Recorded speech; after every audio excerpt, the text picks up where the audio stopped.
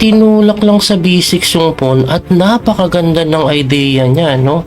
In case na capturein mo yan, mati ka po sa ilalim. Ganun yung gagawin ngayon eh. So, syempre, pag umiwas ka naman, let's say, iwas ka kahit saan, di kakainin ito, magiging passport. Grabe, tindin yan. Parang tagilid na po ata yung black dito. Pero, yun ang inyong maling akala. Bakit? Kasi, ang ginawa ng black, mabibigla ka. Instead na kainin yan, aba, pinakain pa ang reyna. Tingnan nyo win lang po sa H2. Mate yung white king. Kaya lang nakalimutan niya, wala palang depensa yan. Kaya kinapture lang. Anyway, pagka-capture, rook takes F2, check. At only square is to move sa H1.